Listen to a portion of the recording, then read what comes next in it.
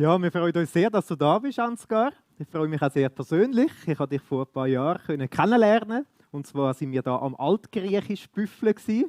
Da erinnerst du dich sicher auch noch gut zurück. Und wir sind da zusammen im Vorlesungssaal an der Universität Zürich am theologischen Seminar und haben uns mit dem Altgriechisch auseinandergesetzt. Und 10 Studenten sind wir gewesen. Ja, da erinnerst du dich besser als ich. Jetzt nicht mehr. Das Mikrofon müssen wir, glaube ich, noch anstellen. Musst du hinten drücken, oder was? Jetzt ist es besser. Ja. Jetzt hört man mich. Ja, gut, danke. Also, es sind heute noch nicht mehr als 10 Studenten. Im Alttestamentprüfung waren wir 9 gewesen. Du hast ein sehr interessantes Leben. Man kann da auch online hören, ganz verschiedene Episoden, wo du erzählst, auch viele Tipps und so, wo du gibst als ehemaliger Direktor vom Hauseigentümerverband, also für all die ein Häuschen haben oder wollen. Das ist noch spannend, was man da alles hört. Und zum Beispiel habe ich hineingeschaut, beim Blick bist du gewesen und hast auch so einen Talk gemacht. Und da haben die Leute live fragen und die haben ganz viele Fragen gehabt, wie man das jetzt mit dem Wohneigentum und so machen sollte. Also da können wir mal hineinschauen. Aber ich habe gedacht, das ist eine gute Sache mit diesen Fragen.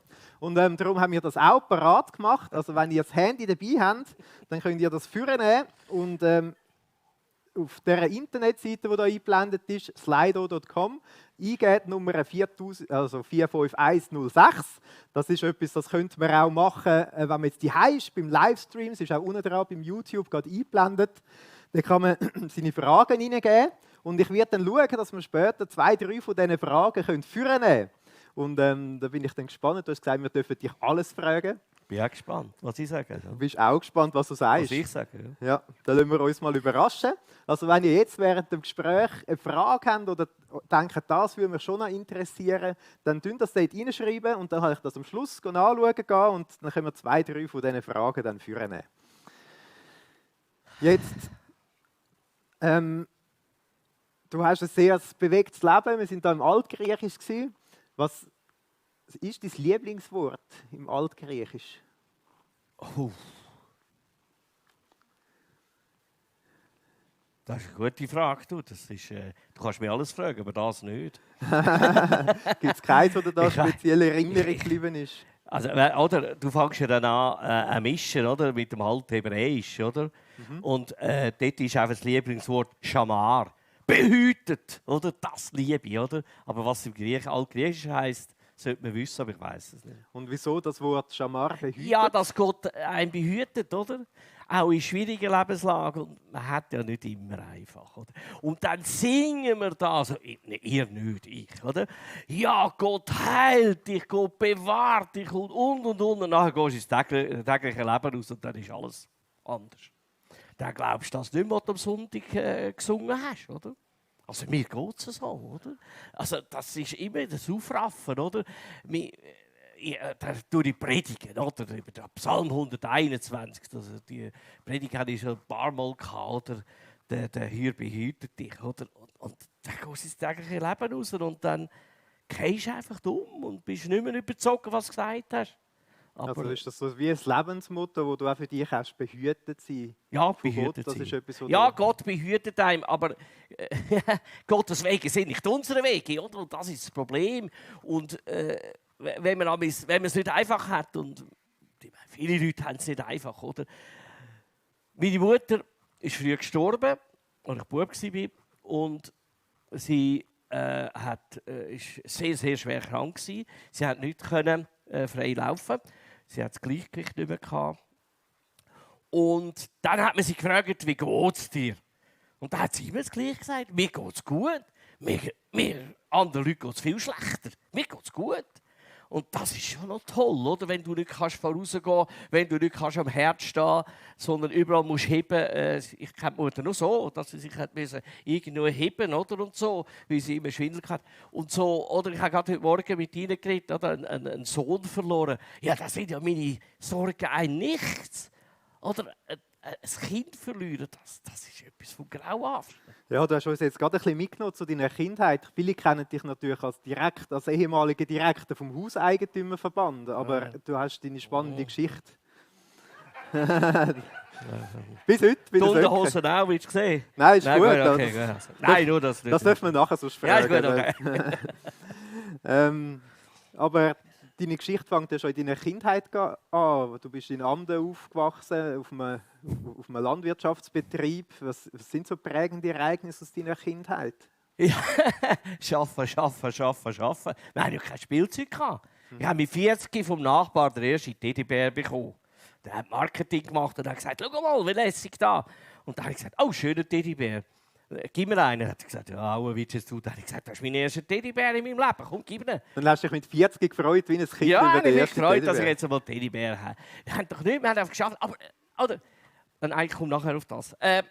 Wir haben einfach müssen arbeiten und am schönste oder war der Sonntag, da hat man nicht arbeiten, was auch richtig ist. Und das Schlimmste war, wenn der Pfarrer gesagt hat, am Sonntag nach der Predigt, heute ist das Heuen erlaubt. Haben wir gesagt, jetzt müssen wir auch noch arbeiten heute, oder? Scheisse, oder? Dann war der Sonntag ein Eimer. Also von dem her, ja, man hat einfach gearbeitet, aber das ganze Dorf hat nichts anderes gemacht, oder? Also, und darum sage ich immer, es war nicht so schlimm gewesen, oder? Wir hatten gerade so, meine Schwester sagt damals, ja, wir haben ja nichts gehabt, das Essen haben wir genug gehabt, auch wenn wir immer das Gleiche, oder? Selber Schnetzler gesotten, live oder nicht. Und am 1. August hat es dann immer Aufschnitt gegeben. Das war Das war ein Festessen. Das war ein Festessen, jawohl. Aufschnitt, aber natürlich kein Salami und Schinken, weil das teuer war, nur der andere Aufschnitt. Also würdest du sagen, ihr sind arm gewesen eigentlich? Heute, ja, das ist das Lustige. Aus heutiger Sicht wären wir sehr arm gewesen, oder? Aber damals hat das nicht so geschonen. Wir waren auch der einzige Bauernhof, der keine Straße hatte. Hast du dir vorgestellt, das eigentlich alles trägt, oder? Alles drei. Ja, da hat man viel arbeiten, ja. Ja, und dann einfach der Wille. Wir hatten einfach den Wille. Der Vater hat gesagt, da oben, man kann niemand bleiben, immer in alle runter, oder? Und so. Und haben wir gemacht. Also wir hatten einfach die Härte des Lebens, wenn es Lehrer da hat. Wir sind auch sehr pädagogisch erzogen worden. Ich vergesse es nie mit Fräulein Rupf, oder? Fräulein Rupf. Mein Vater ist schon zu dieser Schule. Nachher hat er gesagt zu Max, was ist 2 mal 3? Und dann hat er eine halbe Stunde erzählt, oder? Und nachher hat er gesagt 5. Und dann hat sie gesagt 4 kommen und dann hat er eins an die Schnurren bekommen, oder? Das war Pädagogik, oder? Gut, der Vater hat gesagt, und das stimmt, das hat einem nicht geschadet, oder? Aber in der heutigen Zeit, oder? Vorstellst du, wenn du falsch rechnest, kommst du einem an die Schnurren über am Schluss. Das ist heute, das ist undenkbar. Meine Kinder sagen damals, was erzählst du da, oder ich sage immer, ich hatte ein paar Schuhe. Und natürlich nicht eigene. Ich war der jüngste Überlebende, oder? Es waren mehr Kinder. Ob der Kirche haben wir einen Kinderfriedhof gehabt. Der war ein Drittel so gross wie der Normalfriedhof. Und jede Familie hat dort ein Kind gehabt, wir 2, oder? Und das hat auch dazu gehört. Und dort hat es auf diesen Grabsteinen, das sage ich immer sehr gern, hat es einen Spruch gehabt, ich bin ja auf das komme ich dann noch, erzkatholisch aufgewachsen, oder? Ich bin erzkatholisch aufgewachsen. Und dort hat es einen Spruch gehabt, auf vielen Kindergrabsteinen. Und der ist prägend worden für mich. Und wie war der Spruch? Gott weiss warum. Die Bergler haben einen tiefen Glauben gehabt zu Gott. Und sie haben das nicht einordnen, das Kind zu sterben. Aber sie hat gesagt, Gott weiss warum. Also und das stimmt. Es war nicht nur ein Spruch, der gestanden nein, ist, sondern das ist Überzeugung. Wo Halt gegeben hat. Ja. Überzeugung. Oder das ist ja, eben, ich bin mal vor etwa, das ist jetzt 2 Jahre her, bin ich dort in Arfenbühl oben ins Café Leischkamm. Da hockt der Beäteli, wir sagen noch der Beäteli, da mit so Bart und so ein alter Bergler. Da hockt er und dann sagt er, du kommst mir gerade recht. Dann habe ich gesagt, ja, was ist, was hast du mit mir? Dann hat er gesagt, aber du bist doch katholisch. Dann habe ich gesagt, nein, nicht mehr. Ja, bist du jetzt reformiert? Nein. Ja, aber dein Vater war doch katholisch. Ja, die Mutter auch. Ja, du bist nicht mehr katholisch. Ja, du kommst in die Hölle. Oder, so schnell geht das bei denen, oder? Wenn man nicht mehr katholisch ist. Dann habe ich gesagt, ja, wir müssen schauen, wo wir einander treffen, oder? Das hat dann ein interessantes Gespräch gegeben, kann ich mir vorstellen. Ja, jetzt kommt der Clou. Dann habe ich gesagt, du, Beatrice, ich muss jetzt eins sagen. wenn ich werde jetzt reformierter Pfarrer, oder? Wenn ich jetzt katholischer Pfarrer wäre, müsste ich mich scheiden lassen von der Frau und meine Kinder zurückentwickeln und abtreiben. Und jetzt weiss ich, Bergler sind sehr frauenaffin. Sehr. Da hatte ich ein Handy und hinten drauf war ein Foto, da haben wir Kinder mal geschenkt von der Frau und den Töchtern. Oder? Da habe ich ihm das hingegeben und habe gesagt, schau Beate, das ist meine Familie, meine Töchter und Frau. Und dann hat er so angeschaut und gesagt, ja, nicht mehr katholisch, nein. Weißt du was, wenn ich das sehe, ist es besser, du hast gewechselt. So schnell ist das gegangen, Aber oder? wie war denn das in deiner Kindheit? Du hast gesagt, erzkatholisch sind wir aufgewachsen, der Sonntag war der beste Tag. Hat was der Glauben oder Gott, was hat das für dich als Kind für eine Rolle gespielt? Ja, gut, was hast du für einen Bezug gehabt? Das war natürlich eine Angstreligion. Wenn du dann in die Hölle, oder? Das ist natürlich, also der Pfarrer, du müsstest jetzt hier auch, der Pfarrer hat dann jedem angerufen, der am Sonntag nicht gekommen ist, oder? Die Kirche war voll, ich war ja immer ministrant, oder? Man hat alles gewusst, was läuft, oder? Und der Pfarrer hat das kontrolliert, oder? Und so. Aber, ja, dann haben wir die, ich bin da noch, ich darf noch Journalist sein beim Radio Maria. Und dort habe ich auch eine Sendung gemacht, letzte über Prozessionen, Wallfahrten.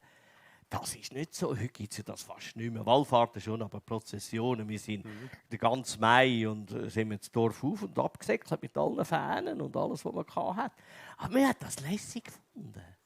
Wir haben das haben wir schön empfunden. Und das ist dann aber vor allem so wie einfach Tradition Ja. oder Religion? Oder Ja, Religion. Wie ist für dich, hat es auch eine persönliche Verbundenheit zu Gott gegeben oder ist es auch weniger jetzt als Kind? Weniger. Wir hatten einfach Angst gehabt, oder? Ja. Und wir sind fast jeden Tag in die Kirche, hat man müssen, oder? Am Morgen um 6 Uhr.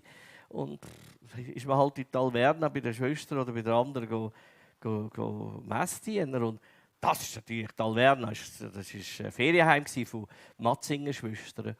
Und da ist mir furchtbar gern gegangen, weil erstens hat man frisches Brot am Morgen zum Essen. Mein Vater hat immer, weil wir so viele Kinder waren, einen 7-Pfünder gekauft, das ist 3,5 Kilo, 14 Tage voraus, dass wenn wir nicht gegessen haben, dass es steinhart ist, dass wir nicht zu viel essen, weil das hätte er nicht vermögen. Das vorstellen, oder? Der war steinhart. Und in Alverna hat man frisches Brot bekommen. So. Und darum sind wir gerne dabei Ja, gegangen. und dann Ende Woche einen Franken und einen Schoki. Oh. Ja, das war Himmel auf Erde. Wir sind also nicht gegangen, massieren, wir sind wegen der Schoki gegangen. Oder? Jetzt hast du gesagt, der Kinderfriedhof hat es gehabt. Deine Mutter ist sehr früh gestorben. Also das Sterben oder der Tod war etwas, was in deiner Kindheit irgendwie auch ein Teil davon war. Also da hat man ein ganz anderes Verhältnis gehabt. Heute tun die Leute den Tod verdrängen. Oder? Und dort, man hat Lawinen gehabt, die Tote gebracht haben. Man hat viele Bauern gehabt, die umgekommen sind. Kollegen, die sind beim Holzen umgekommen, oder? Und so. Man hat mit dem Tod gelebt und die ganze Gemeinde war eine Schicksalsgemeinschaft. Die 900 Einwohner, heute sind es viel mehr, aber die 900 Einwohner haben zusammengekippt, wenn es jemandem nicht gut gegangen ist. Das hat man gewusst, oder? Und das war schon toll, oder? Also man war eine Schicksal und der Pfarrer hat das auch observiert und auch ich sage immer, pädagogische Erziehung vom Pfarrer. Er ist wirklich, das meine ich ehrlich, er war ganz Liebe. Aber zwischendurch hat man natürlich im Religionsunterricht gewisse so blöd tun, hat er ein Stromkabel genommen und auf die los mit dem Stromkabel. Darum tut es dann am sagen, er war ganz Liebe. Aber er war eigentlich ganz Liebe, aber die haben uns zum Zorn gereizt. Oder? Aber sonst war er ein Feiner, das muss ich sagen. Und eben auch Ministrant, das ist natürlich alles von die Heim weg, nicht müssen heuen, nicht müssen. Das war lässig. Und am Schluss hat es ein Brot und ein Schockeli gegeben. Ja, also der Pfarrerkiller nicht. Nicht bekommen. Und ein Erlebnis, das du gehabt hast im Winter, im Schnee. Ja. Das Eben, wir haben keine Strasskante. Nachher bin ich da mit Milchkanten und Schlitten über die Wiese zur Strasse rauf. Das ist noch ein Stück. Und dann mit drinnen hat es so gestaubt, wie sagt ihr? Gestürmt. Gestürmt. Schnee. Ja.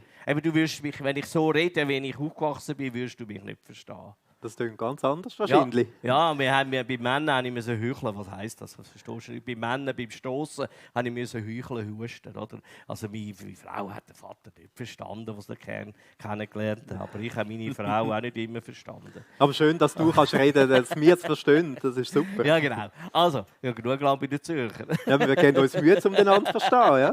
Ja, man merkt, oder? Man merkt ja sofort, dass jemand von dieser Gegend kommt. Weil der sagt ja dann Danke. Ich sage auch Danke. Oder? Das ist typisch Waderland. Ja. Danke. Oder?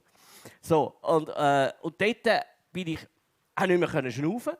Ich war kleinwüchsig und bin bis dahin im Schnee und habe einfach gewusst, wenn jetzt nicht weitergehst, kommst du um und es kommt dich niemand suchen. Hat doch nie jemand ein Kind gesucht. Der Werner Stock, der ist nicht in die Schule gekommen. Der hat den Lehrer gefragt, ja, wo ist der denn? Boah, wie krank war. Hobig haben sie gesucht, der war halt tot im Doppel. Meine Schwester. Wo ist die Irene, hat mir zu Hobig gefragt. Hat man angefangen zu suchen, der war tot im Doppel. Ich habe gewusst, da kommt niemand mich suchen. Der Lehrer wird sagen, wo ist der? Und dann wird einer sagen, ja, ich habe nicht gesehen. Wir haben unter dem Dorf gewohnt, oder? Und darum habe ich gewusst, und das ist dann zwei Sachen, haben meinen Willen sehr prägt. Du musst, sonst kommst du um. Und das Zweite ist, in der Familie ist der älteste Bruder Jurist geworden. Und der hat dann, ich sage jetzt mal nicht wegen ihm, sondern der Vater hat den verehrt und er hat immer können sagen, was er wollte, was ich tun soll, oder? Und mein Vater, als ich 40 war, hat noch gesagt, Bub, bloß, du musst, oder? Wir haben ja dann gleich gemacht, was wir wollen, oder? Aber wir hätten nie ihm widersprochen. Nie. Jetzt bist du nachher auch ins Tal gekommen, wenn man das so kann sagen. Du bist Chemielaborant, also das war eine Lehrstelle. Hast verschiedene... Ja, ich bin nicht bloß Akademiker, ich habe einen anständigen Beruf gelernt. Ja, Hast ganz verschiedene Anstellungen gehabt? Also bist du auch zum Beispiel an der Verkaufskasse gesessen, gell? Genau, also haben mit denen verbarmen. Ich war Nachportier in Hirsland, ich war Putzmann 3,5 Jahre, aber Migakassier ist also ein harter Job. Und das ist immer... Totsmal heute ja nicht mehr, aber Totsmal sind ja so am 11 Uhr, ich war am Zwipkingen an der Kasse, in Zürich, Wipkingen. Und nachher sind so am 11 Uhr sind die Hausfrauen posten und nachher haben sie miteinander geredet und plötzlich 11:30 haben sie gemerkt, ich muss kochen heim, oder? Und nachher sind sie angestanden und haben dann gesagt, machen Sie mal den vorne und so. Und sie vorher haben gesagt, und nachher haben sie dann das gemacht und nachher hat man gesagt 15,60 Franken und dann ui, mein Portemonnaie, wo habe ich jetzt ui, nein, jetzt habe ich mein Portemonnaie vorher geschnurrt, oder? Aber nachher das Portemonnaie nicht parat gehabt, dann bist du so an der Kasse gewesen, ja gut und so. Und nachher hast du alles übergeschoben und plötzlich hat es hinten einen Geist gegeben. Und da hast du gedacht, es ist irgendein Mordet oder so. Sie hat 10 Rappen zu viel getippt. 10 Rappen zu viel getippt. Oh Gottes Willen, du hast ganz gute Sache wieder eintippen. Hei, das war Horror. Also, nein. Also, und da muss ich jetzt einfach sagen, es ist einfach so. Männer, das war der Scheisse gleich, 10 Rappen mehr oder weniger. Oder und so. Aber Frauen, da haben sie so, da hast du nicht mehr das Zeug tun, weil es voll war. Sie sollten rausräumen. Ich muss jetzt kontrollieren, ob jetzt da... Also wir sehen, du hast streng gearbeitet, auch in dieser Zeit. Und, ich habe gelesen, du bist sogar noch Buchredner, das bist du ja auch noch. Und der Taxifahrer bist du auch noch, gell? Ja. Da habe ich die teuerste Taxifahrt gemacht. Die teuerste Taxifahrt? Ja, die habe ich heute noch nicht gezahlt. Meine Frau war Taxigast. Das heisst, du hast gesteuert und sie ist als Gast eingestiegen? Genau. Und dann habe ich gesagt, die oder niemand. Und nein, das habe ich nicht gesagt, Blödsinn. aber ja, ich habe dann... Lustigerweise, sie hat dann fast nebenan gewohnt, aber ich habe sie also nicht gekannt. Ja, aber hast du nachher nicht mit ihr vor den Traualtar fahren? Also. Gar nicht, du. Die hat gar nicht wollen, du. Du, da habe ich der geschrieben, du. Also geschrieben? Hast du im Taxi hast du nichts gesagt? Das Brief machen müssen sparen, oder? Da habe ich einen Brief rein getan, ich wusste, wo sie wohnt. Nichts, du. Da hat er wieder angelötet. Das nicht so. Also das heisst, du hast dich als Taxichauffeur verliebt quasi auf den ersten Blick und hast gedacht, jetzt will ich die Frau erobern? Wenn du das so willst formulieren, sage ich das daheim. Ja, ist gut, tut gut. Ja, und dann ist es weitergegangen, der Brief ist reingerührt, ist Ja, keine da musste ich Antwort gekommen. anrufen und dann irgendwann hat sie, als ich dann angerufen habe, hat sie reagiert, haben wir abgemacht, ja und so. Und dann ist dann, ja, sie war 17 gewesen, gerade an der Matura und ich bin 9 Jahre älter, was gibt das? Du bist gut im Rechnen, 26. 26, ja. Gut, okay. Und ja, Gott sei Dank, es ist eben die teuerste Taxifahrt, ich zahle heute noch, und nicht sie, ich, aber es war die beste gewesen. Die beste Taxifahrer, wo du deine Frau kennengelernt hast und damals noch gar nichts von dir und jetzt sind wir wissen. natürlich bei einem ganz wichtigen Thema. Ehe. Ehe ist ein Kampf. Das muss man einfach den Leuten sagen. Das ist ein täglicher Kampf. Und zwar nicht, dass man einander abschlägt oder so, oder? Sondern einfach, man muss um die Ehe kämpfen. Dass sie gut bleibt. Meine Frau, wir haben uns 1980 kennengelernt, 40 Jahre, ja. Ja. Und dann hat er bald darauf geheiratet, oder? Nein. Ist noch ein paar Jahre Ich bin gegangen. nicht so... Nein. Hätte schon vorher heiraten, so Freundin. Nein.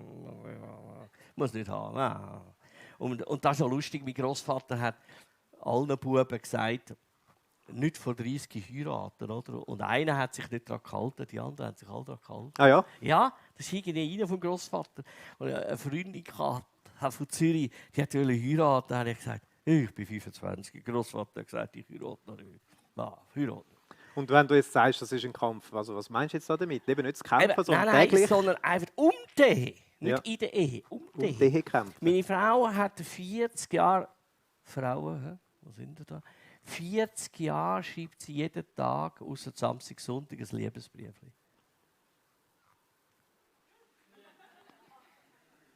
Und du schreibst auch eins? Ja, wenn ich nicht antworte, ist also die Woche gelaufen. Du. Alter Fahne, du. Da kann ich ins Nachbarzimmer schlafen. Nein, das ist auch richtig, oder? Und das ist das eine. Sie ist 20 Jahre daheim für die Kinder, für die 3 Töchter. Und dann hat sie gesagt, jetzt gehe ich an die Uni und ist jetzt gerade fertig mit Psychologie an der Uni Zürich. Hat das durchgestiert.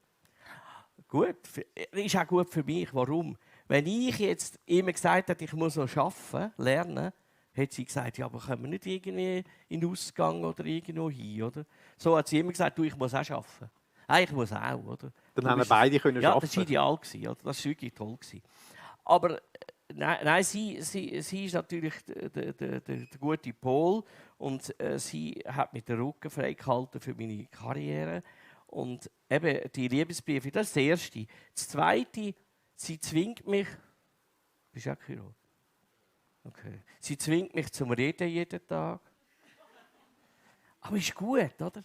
Wobei bei dir ist es nicht so schwer, um dich zu zwingen zum Reden, oder? Nein, ja, aber nicht Problem.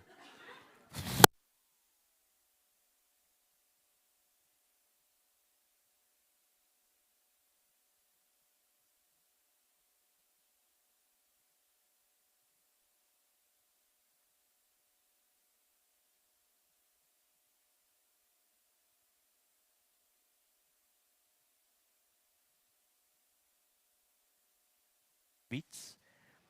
Also das ist ein böser Witz natürlich. Aber ich komme mir gerade, was das ist, wenn ein Mensch auf der Straße Heuballen hinten zieht. Das ist Extended Memory. Ja, so geht es. Ja. Und das stelle ich mir damals vor bei gewissen Leuten, wenn sie da reden. Ja. Extended Memory. Die Heuballen hinten anziehen. Ja. Gut. Also, nein, Frau, eben, wie gesagt, das ist ein Segen. Und das Reden, ich bin nicht so der Typ. Aber man muss, darum sage ich Kampf, oder? Für die Ehe. Und natürlich die täglichen Versuchungen, die sind da. Oder? Meine Frau, die sie kennen, wissen, ist eine bildhübsche Frau. Und die hat gesagt, es gibt einen Mann, und so gibt es gar nicht in meinem Leben. Ich habe immer gesagt, wenn ich mal früh sterbe, muss ich wieder heiraten. Ich habe gesagt, nein. Meine Mutter, also ihre Mutter, ist der Mann früh gestorben, die hat nie mehr geheiratet. Und die Kinder haben auch einen Mann, fertig, auch zusammen. Das ist ja lustig, wie das übergeht, oder? Wenn sie aber gefragt haben, du Mami, wie war das mit deinen Freunden? Dann hat sie gesagt, ich habe einen Mann, oder? Du Papi, ja, geh auf die Mami fragen, oder? Das war nicht so ein gutes Thema, oder? So. Aber sie war Vorbild gewesen, und das ist von der Nonna hergekommen, also Tessin, der Nonna. Aber jetzt eben kämpfen um die Ehe, nicht in der Ehe, aber um die Ehe. Was spielt der Glaube da für eine Rolle bei euch? Ja, sehr eine grosse, das ist Basis, oder? Das ist eure Basis? Ja, das ist Basis. Also, man muss einfach sehen, wenn die Basis Bibel ist und Gott, dann ist gut, oder? Dann kann auch eine Ehe. Wir sind einmal gross in der Schweiz Illustrierten gekommen, da mehrere Seiten als ideale Familie. Und da hat der Journalistin, die Jungs, gesagt, ja, das ist ja super, wenn ihr da, ja, ist das herzig. Und, haben die nie Krach? Haben die eine Ahnung? Das hat man nicht gesehen auf dem Foto. Nein, das habe ich nicht gesehen. Aber das ist ja gut, oder? Meine Kinder sagen dann mir schon, was ich soll und was ich nicht soll, oder? Das ist ja gut. Darum, sie sind ja trotz mir bis 30 daheim geblieben. Das heisst aber, ihr habt für eure Ehe, sagen der Glaube, die Bibel, das ist unsere Basis und auf Grundlage und auf der bauen wir auf.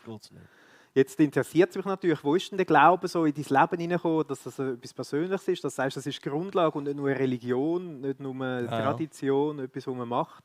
Also ich bin dann einfach, habe ziemlich bald nach der Lehre Befreiungsschlag gemacht, bei Austreten aus der katholischen Kirche. Das war befreit. Und dann bin ich dann so in den 80er Jahren immer, trotzdem hat es die noch gegeben, Geschäftsleute des vollen Evangeliums. Da gibt es, glaube ich, heute nicht mehr so leider. IVCG, dort darf ich auch oft reden. Die gibt es aber das volle Evangelium, die sind charismatisch. Und die haben immer im Hilton zu Basel ziemlich viele Leute gehabt, immer am Samstagmorgen, einmal im Monat. Und mein Freund, der ist ein Christ geworden, ein Geschäftsmann. Und der hat mich dann immer mitgenommen. Das ist eine lustige Story. Dann hat er dann aber am Abend gesagt, wir sind immer am Abend vorher zu ihm herabgereist, haben bei ihm geschlafen, gegessen und geschlafen. Und am Morgen war das Frühstück im Hilton. Und nachher hat er dann mal gesagt, am Abend vorher, ja, aber du, Ansgar, jetzt, du bist ein vernünftiger Mensch, jetzt hast du es doch gecheckt, du musst Jesus aufnehmen. Nein, brauche ich jetzt aber gar nicht. Kein Interesse hast du Nein, das brauche ich nicht. Auf jeden Fall bin ich dann ins Bett und habe gesagt, da gehe ich nie mehr. Das brauche ich nicht, der Druck da mit Jesus und so. Ich bin katholisch, ich glaube ja an Gott und so, das lange vorig. Und am nächsten Morgen ist ich weiß nicht mehr, wie er heißt, ein amerikanischer Geschäftsmann reden. Der hat ganz gescheite Sachen gesagt. Und am Schluss hat er gesagt, wer mit dem einverstanden ist, was ich sagen kann, der soll jetzt die Hand aufhaben und Jesus ins Leben nehmen. Und da habe ich gesagt, du, das ist gescheit, was der gesagt hat. Oh, das mache ich. Hast du über Nacht deine Meinung geändert? Ja, total. Total. Und nachher ist er fertig gewesen, und dann habe ich dann zu meinen Freunden und anderen Leuten am Tisch gesessen, habe ich gesagt, ja, ich muss jetzt noch mit mir beten lassen. Ja, warum? Ja, ich habe mich bekehrt. Ja, die hat das nicht geglaubt. Oder? Sie haben die Augen geschlossen, kann nicht sehen, wer da aufgegeben hat. Oder? Und dann hat er gesagt, mein Freund, machst du Witz? Ich gesagt, nein, das ist ja so. Ja, komm jetzt. Ich gesagt, doch. Also der hat das am Anfang gar nicht einordnen. Aber der hat sich sicher nachher gefreut wahrscheinlich. Extrem, ja. Ja. Und was bedeutet Jesus jetzt heute für dich? Ja gut, das ist einfach, Jesus ist einfach das Ziel, oder? Ich meine, wenn die Leute sagen, ich habe Gott nicht gesehen, das ist Kabis. Was sagt Jesus? Entschuldigung, Corona. Das ist keine Sorge. Gott ist offenbart durch Jesus Christus. Wer mich sieht den Vater, hat er gesagt. Dann sagen die Leute Christen, ich habe Gott nicht gesehen. Nein, lieber Schieber. Dann sagst du, sie sollen Jesus anschauen? Ja, logisch, aber das sagt er selber. Dann siehst du in ihm Gott. Und das heisst, du schaust auch Jesus an? Ja, logisch. Wie schaust du Jesus an? Jesus ist der menschgewordene Gott. Wie das alles ist, das übersteigt mein Hirn nicht zum Glück. Aber es war wie vor 2000 Jahren, wo Jesus sichtbar auf dieser Welt herumgelaufen ist. Ja. Wie Aber wenn du Jesus heute erleben kannst du erleben, oder? Ja. Du kannst zu ihm kommen, du kannst mit deinem Zeug zu ihm kommen. Er ist da, er antwortet dir, wenn du willst, oder? Und das ist natürlich... Oder? du hast mich im Vorgespräch mal gefragt, den Lieblingsvers, oder? Kommt der noch? Der kommt noch, ja. Willst du Selbstverständlich. jetzt schon, oder nicht? Du darfst dir sehr gerne jetzt Okay, sagen, also dass einige. Aber das erste Gebot haben die das gecheckt, was das heißt. Ich bin dein Gott. Es heißt nicht, ich bin Gott von ihm. Ich bin dein Gott. Stell dir vor, der allmächtige große Gott ist dein Gott, nicht unser Gott. Er ist dein Gott. Das ist das Entscheidende. Possessivpronomen, Besitzespronomen, oder? Das ist so lässig, wenn man das weiß, oder? Ich bin dein Gott. Oder ich muss jetzt hier gerade für Prüfung lernen am Mittwoch, weil ich die allerletzte Prüfung, die ich an der Uni habe ich verhauen, durchgekriegt. Das ist auch gut psychisch. Da hast du schon gelitten, also muss ich sagen. aber jetzt bist du dich am Vorbereiten und mit Zuversicht für den nächsten Mittwoch. jeden Tag ich alle lernen. Das ist lustig. Also, aber eben, am Mittwoch da, Ethik, oder? Interessiert mich einfach nicht, aber ist gut. Aber gewisse Sprüche sind trotzdem gut, oder? Und dort, ja genau, danke vielmals. Wer war so gescheit gewesen? Du dort hinten, danke. Ja, genau, das ist es. Also das ist etwas, was du jetzt persönlich erlebst, dass Gott nicht ein Gott ist, der so weit weg ist, sondern... Ja, das wäre die allerletzte Prüfung. Dann habe ich noch die Masterarbeit. Frag mich, was die Masterarbeit ist. Ja, sag noch zuerst, jetzt, was das mit deinem Gott, was das für dich bedeutet. Und dann sind wir gespannt auf deine Masterarbeit. Eben, ein Ethiker hat gesagt, wenn, jetzt muss man ganz gut aufpassen, weil es eigentlich ein philosophisch gescheiter Satz, wenn der Mensch Gott könnte mit dem Verstand erfassen, dann wäre Gott an deinem Verstand untertan. Hure gescheit, muss ich sagen. Und das stimmt natürlich, oder? Wenn du den kannst mit ihm erfassen, dann ist ja alles, was du mit dem Verstand kannst erfassen, ist dir eigentlich untertan, weil du kannst machen damit, was du willst. Und wenn du könntest mit deinem Verstand Gott erfassen, wäre Gott dir untertan. Also mit anderen Worten, wenn man könnte Gott verstehen, dann wäre es ein extrem kleiner Gott. Genau. Aber so, das wäre ja ganz. Das ist nicht der Gott, den du Nein, erlebst und kennengelernt ist riesig, hast. Oder? Ja. Was sind wir da für Eier drunter, oder? Jetzt, Ich denke manchmal, der schaut doch ab und sagt, Ansgar, spinnst oder was hast du? ganz schnell deine Masterarbeit. Ja, ganz klar. Ich bin beim Professor Kutz, das ist einer der wenigen sehr christlich gläubigen Professoren, guter Typ. Und wenn ich zu ihm gesagt habe, du, Masterarbeit solltest du schreiben, du hast mir recht. Er hat gesagt, ja, hast du einen Titel? Ja, Immobilien und Kirche. Das passt jetzt, gell? Also du hast den Hauseigentümerverband, könnte man sagen, du hast den richtig zum Florieren gebracht und bist aber noch auf Pension zugegangen. Und dann hast du angefangen, Theologie zu studieren. Und das ist jetzt schon ein interessanter Schritt. Das überlegen sich ja viele Leute. Jetzt gehe ich auf Pension zu. Was mache ich jetzt? Was ist das für ein Prozess bei dir? Ja, also erstens vorweg noch, wenn ich einmal sagen, oder erfolgreich war. Ich hatte also wirklich Grad gehabt. Der HIV schwimmt im Geld. Mit Business habe ich das machen. Also ich habe 35% Reingewinn gemacht auf den Umsatz. Oder? Das hat so floriert. Und dann fragen sie mich, warum? Dann habe ich gesagt, du musst ehrlich daraus leben und der Zehnte geben. Der Zehnte geben. Im 1985 habe ich von Werner Kniesel eine Predigt gehört. Der war Buchek, toller Prediger.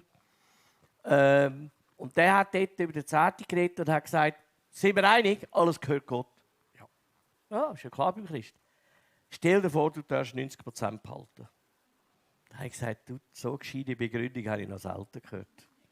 Die ist das gut. ist aufgegangen dann Das für ist deine aufgegangen. Und dann habe ich Berechnung. gesagt, gut Gott, ich gebe dir die 10% oder lade dir die 10%. Sie haben kein gegeben, oder? Aber dann will ich den Segen erfahren.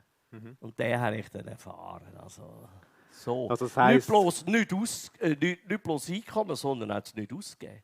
Das heisst, als Kind in armen Verhältnissen aus heutiger Perspektive aufgewachsen, heute hört man, dass du in einem Haus wohnst, das 10 Zimmer hat. Also da Wer fehlt es nicht am Platz. Wer hat denn das wieder gesagt? Nein, stimmt leider. Fenster zum Sonntag, das ist auch ganz spannend zum Reinhören, Ja, genau. ja.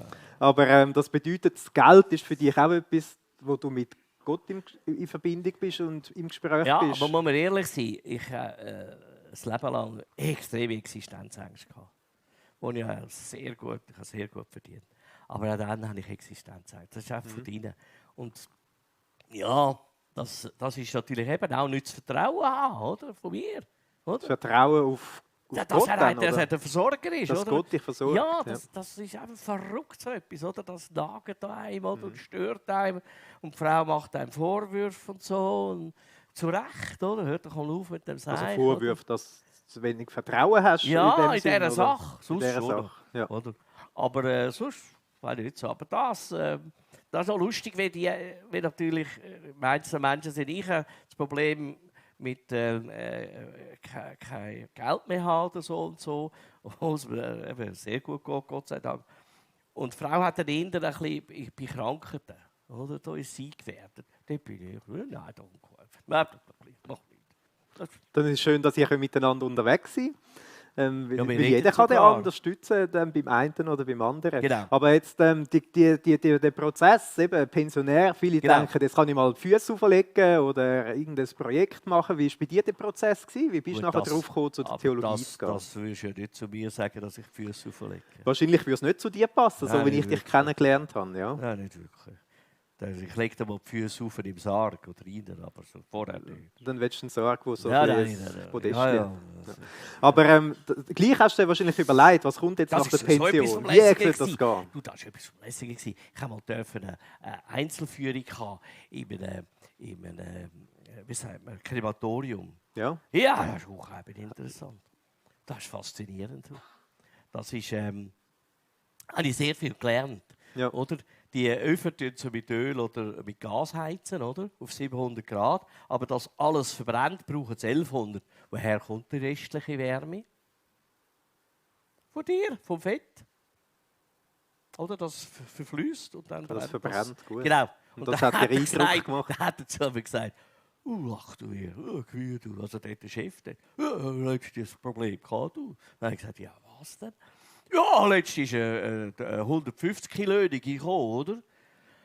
Hat ganz Huren auf den Anfang brennen. Feuerlöscher müssen holen und drauf löschen. Und nachher mit dem Pickel müssen das Zeug abpickeln am Boden, oder? Das ist klar, oder? Das klingt makaber. Aber wisst ihr, wenn man tot ist, merkt er nichts mehr, oder?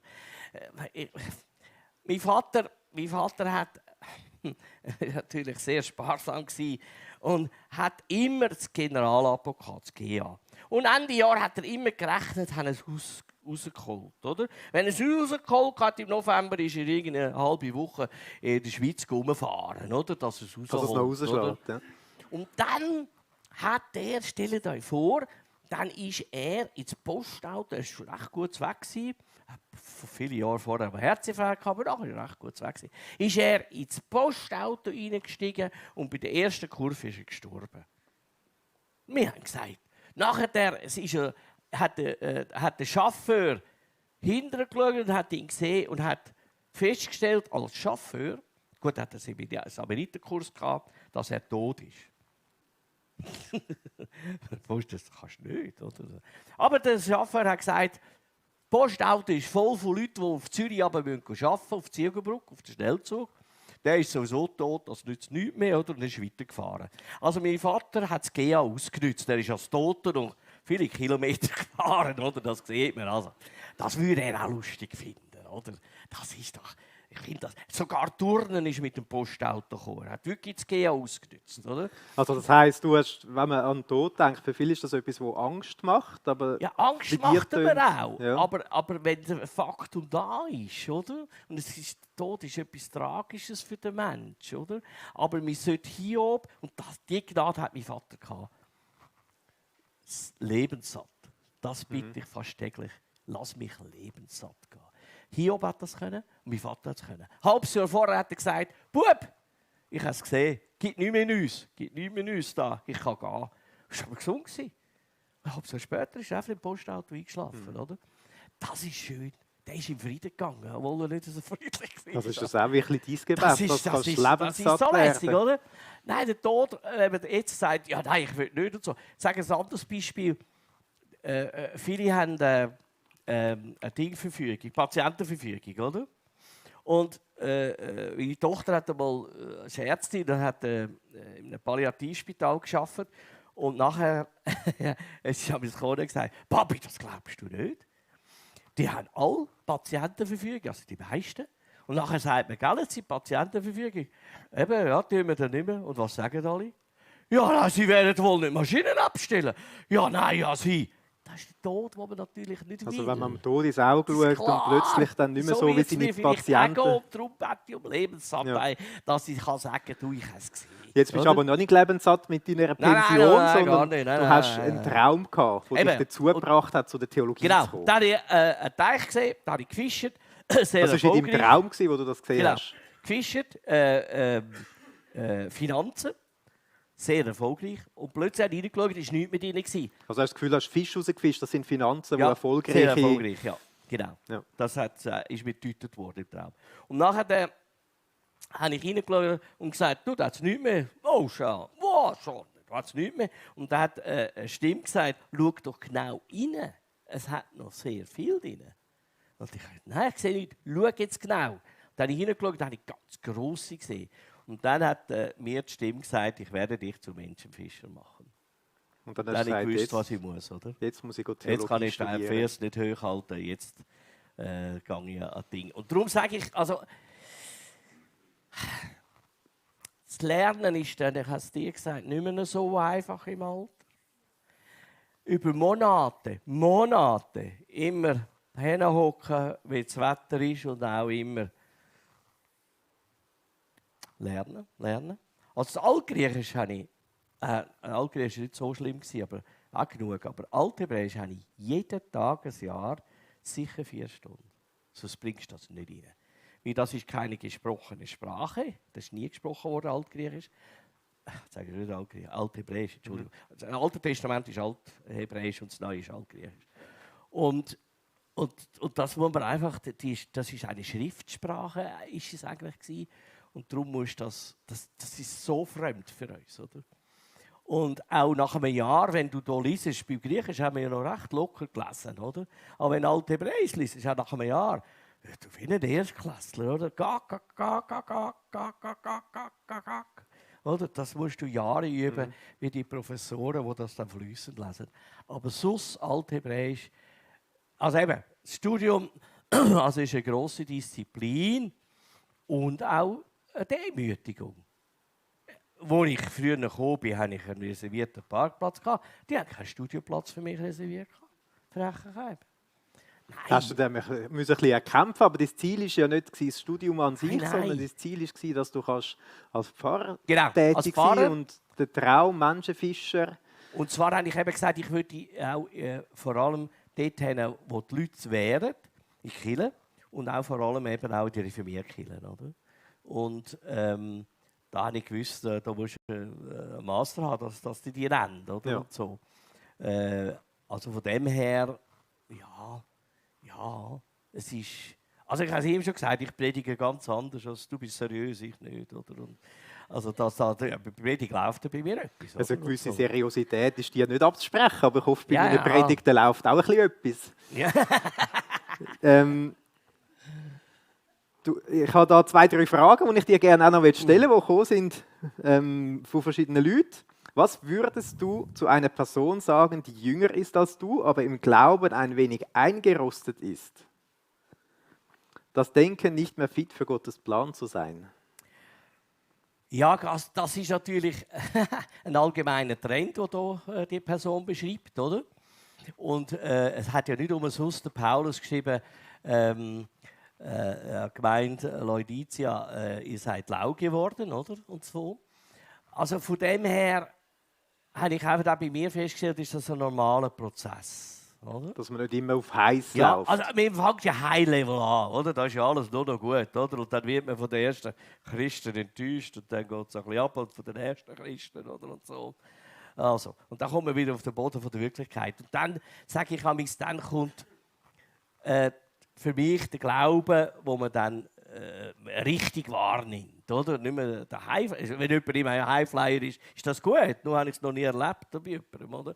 Aber dann kommt es ist ein gefährliches Wort, was ich jetzt sage, Verstandesglauben soll es eben nicht sein, soll mit dem Herz glauben. Aber der, wo man dann sagt, ja, bewusst, ich bin jetzt und ich will das und so. Ja, also, oder doch ranke ich auch. Wenn man jeden Tag sich bewusst mit ihm, mit Jesus, mit Gott beschäftigen, oder? Und um den Heiligen Geist bitten, dann wird man gar nicht lau, habe ich festgestellt. Dann wird man gar nicht lau. Aber so, wenn ich das jetzt spüre, ist das etwas, wo du auch jeden Tag am ja. Einüben bist? Ja, der berühmte südkoreanische Yankee Joe, der hat der hat mit 2 Leuten angefangen, er und die Frau und dann noch die Schwiegermutter am Schluss. Und jetzt hat er über 1 Million. Der hat gesagt, er steht jeden Morgen um 5 Uhr auf und Betty. Da hat er gesagt, der Buchecke schon mal gesehen, er hat gesagt, aber nur nicht, dass ihr meint, will ich ein Christ mache, mich das so locker. Ich kämpfe jeden Morgen gegen den Schlaf, ich kämpfe, dass ich beten kann. Dann heisst immer, ja, das ist ein Frommer und der hat Zeit, der ist ja Priester, oder? Und so. Auch das ist ein Kampf für den Glauben, oder?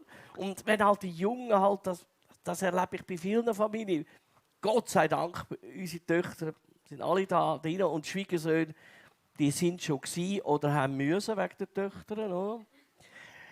Ja, meine Frau hat letztens zu mir gesagt, du, gell, was ja deine Töchter mit ihren Männern machen, das hättest du dir nicht machen mit dir. Dann habe ich gesagt, nein, ich habe gesagt, geh befehlen, wem du willst, aber nicht mir. He? Aber das hat sich die Zeit geändert, oder? Und so. Und das ist wirklich da gleich, oder? Und ich bin natürlich noch so aufgewachsen, oder? Habe mich jetzt auch müssen, anpassen, oder? Das ist ja gut so. Es ist schön, wenn man sich immer anpassen kann. Ja. Also ich leide nicht drunter, ich habe es gut. Aber trotzdem ist das natürlich von der Entwicklung her ist das schon. Ja. Und von dem her ist das Gnade, wenn die Kinder alle und die ganze Familie. Aber ich erlebe so viel auch von Pastorenfamilien, die Kinder abgehen, tief runter, oder? Und dann können sie wieder. Wichtig ist, dass die Eltern im Gebet dranbleiben. Das Gebet, das ist ein Punkt, den wir jetzt 2-3 Mal gehört haben. Da ist auch eine Frage da. Was heißt für dich das Gebet im Unterschied von früher als Katholik zu heute? Ja gut, früher haben wir natürlich den Rosenkranz runtergeleiert, oder? Man hat ja gar nichts gedacht dabei, oder? Und so. Also eins muss man auch sagen, geschadet hat sicher nicht. Aber ob es so viel genützt hat, ich weiß es nicht. Aber die Tatsache ist, heute ist natürlich ein Reden mit Gott, oder? Das ist ganz klar.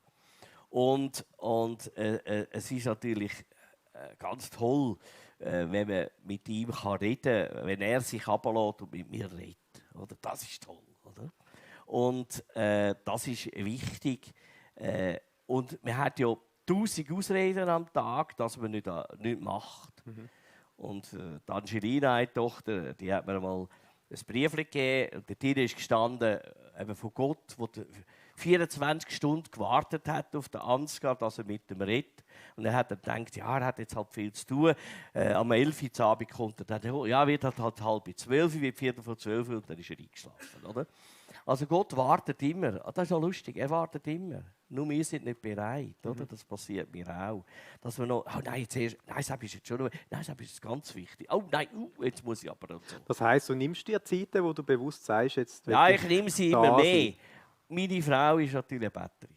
Ja. Das ist toll. Meine Frau ist eine Betterin, die kann das. Und da muss man auch sehen, nicht als Entschuldigung, der andere ist natürlich für das und der andere ist mehr das. Es gibt einfach Leute, die ich kenne, die können 2-3 Stunden beten, da wäre ich schon lange am Fliegen, oder? Nicht geistlich, sondern einfach, weil ich so nervös werde, oder? Und so.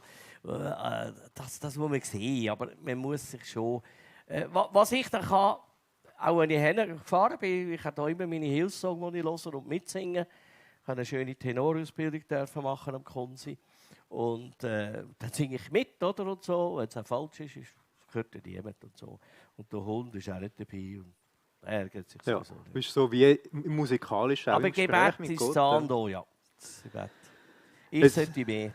Es ist sehr spannend, um dir zuzuhören. Ich würde gerne noch ein bisschen weiter mit dir schwätzen, aber wir sind schon am Ende. Ich habe zum Schluss noch eine Frage an dich. Wir haben ein paar Mal über den Tod geredet. Wenn du dir vorstellst, jetzt irgendwann nach vielen Jahren, guten Jahren, wo du noch hast, so Gott will, dass dann gleich einmal ein Grabstein da steht. Was willst du, dass unter deinem Namen steht? Der Taxifahrer, der Bub von Amden, der Direktor vom Hauseigentümerverband, Pfarrer oder... Also von dem alles sicher nicht. Was willst du, dass dort steht? Meine Mutter hat einen Spruch drauf gehabt, der ist eigentlich recht gut, aber ich habe schon predigt über den. Dort ist gestanden, omnes eodem cogimur. Alle werden wir einst dort zusammenkommen. Und das kann man jetzt natürlich sehr viel deuten. Also, wo sicher alle zusammen können, ist von Gottes Gericht, von Gottes Thron. Ob dann alle im Himmel, darum habe ich einmal predigen, oder? IVCG habe ich einmal, wo weißt du, habe ich dann gesagt, wissen Sie, ich kann gerade in 3 Wochen zur Rotary reden, Zürich, wissen Sie, wo Sie hin können? Cogimur, dort versammelt. Oder? Und das ist ja unsere Gewissheit, dass wir es wissen. Oder? Und so ist auch der Spruch gemeint. Aber natürlich kann man ihn bei Nichtgläubigen sehr gut anwenden. Den würde ich jetzt nicht... ich würde glauben, das, was ein Herzensanliegen ist von mir, Gott war mir gnädig. Weil Leute, Gnade, es ist letztlich alles Gnade. Es ist doch Gnade, dass wir da sind. Es ist Gnade, dass es gut geht. Es ist Gnade, dass man reden kann. Es ist Gnade. Darum sage ich immer am Morgen zuerst, die Gedanken sind, dann danke ich, dass ich denken kann, dass ich schauen kann, dass ich reden kann. Das tue ich nicht so viel am Morgen. Ich bin aber müde. Das kommt erst später im Tag. Ja, klar. Und dann danke ich für die Frau in der Regel, die nebendran ist. Wenn ich Krach hatte vorher, gut, okay, danke, auch noch so halb, ja. Aber... Übst dich drin, ja. aber es ist Gnade. Aus Gnade seid ihr errettet. Aus Gnade habt ihr das bekommen. Aus Gnade habt ihr aus Gnade. Gottes Gnade ist unendlich, oder? Und darum, ich glaube, der Spruch, lustig ist, die Frage habe ich noch nie beantwortet, oder? Wo du jetzt hier gefragt hast, was auf meinem Grabstein steht. Ich habe sie noch nie jemandem gestellt, ja, im Tag. Und ich habe sie noch nie gestellt bekommen. Und so. Und darum musste ich eine Sekunde überlegen, oder? Was bei mir schwierig ist, überlegen. Meistens spontane Antwort ist oft einfach, sehr gut. Oder die überlegen nicht, oder? Und so. Ich war einmal Disc-Jockey und da hatte ich so ein Kärtchen auf dem Pult. Vor in Betriebnahme des Mundwerkes bitte Gehirn einschalten. Oder? Das ist der Tipp, den wir dort angeschrieben hatten. Das passt zu mir. Also von dem her, darum ist jetzt der, und das werde ich mir merken, weil mir gefällt das. Wirklich, die Frage? Oder die... Nein, die Frage gefällt Sag mir, den Satz aber das Ding, Gott war mir gnädig. Gott war mir das gnädig. Das war ja wirklich gewesen. Auch wenn ich nicht immer alles begreife und verstand. Und ich sage dann einmal, ja, weißt du, der Haldiman, der griechische Mensch, hat aber gesagt, er hätte ein paar Fragen, wenn er da mal raufkommt zu Gott. Aber wir werden dann keine Fragen mehr haben, oder? Das ist ganz klar. Aber ich hätte dann schon ein paar im Moment noch. Aber nein, also vielen Dank, dass ich eingeladen worden bin von dir. Und ich hoffe, dass wir uns vielleicht an der Uni wieder mal sehen. Oder? Mal schauen, es gibt sicher wieder Gelegenheit, um sich zu sehen. Es hat Spass gemacht im Altgriechisch. Du warst sehr seriös gewesen, oder? Das hat mich beeindruckt. Kann man Mühe geben, möglichst viel zu lernen, selbstverständlich. Ja, aber das hat mich beeindruckt. Immer die seriös sind. Darum habe ich eine Frau geheiratet, das ist ja seriös, oder? Die heirate ich nicht, musst keine Angst haben. Aber das hat mich beeindruckt. Das war gut gewesen. Meine Frau hat gesagt, was ist denn das für dich? Ich habe gesagt, du ganz seriös, oder? Das ist der Eindruck, den ich offensichtlich hinterlasse. Ja, ist ein seriöser, sympathischer. Darum haben wir uns eigentlich recht bald gut verstanden. Und so. Und eben, bei 100 kannst du auslesen, aber bei 9 musst du mit jemandem abgeben, oder? Man muss sich ein bisschen zusammentun, das ist es so, ja. Danke vielmals dir, Ansgar, dass du gekommen bist. Das ist der Satz, den ich mitnehmen möchte. Gott ist mir gnädig. Ja. Und das wünschen wir dir auch für die Prüfung, jetzt die Woche, die noch kommt, dass Gott gnädig ist, dass du das gut kannst, alles machen, aber auch für die Zukunft, für deinen Dienst als Pfarrer, als Prediger, dass Gott dir gnädig ist und dass der Traum, den du geträumt hast, als Menschenfischer durchs Leben gehen, dass Gott gnädig ist zu dem und dir das Gelingen schenkt dazu. Ja. Danke vielmals, dass du da bist. Wir wollen dir... Ein kleines Schöckeli mitgeben. Ja, danke. Musst du das weitergeben oder tust du das selber essen? Schoki friss ich selber. Nein, Die anderen dürfen auch eins haben, aber Gut. ich bin Schokisüchtig. ich habe gefragt, wie das heisst. Das ist aus unserer Dorfkonditorei Kreis. und es heisst Embracher. Das sind Embracher, die wir dir mitgeben, dass du noch ein bisschen an uns Embracher denkst. Sicherheit will ich an das denken. Und beim Essen werde ich je nachdem, wie es gut sind, gut denken oder nicht gut denken. Ich bin überzeugt, du wirst gut denken und danke vielmals, Ansgar, dass du gekommen bist zu uns. Merci.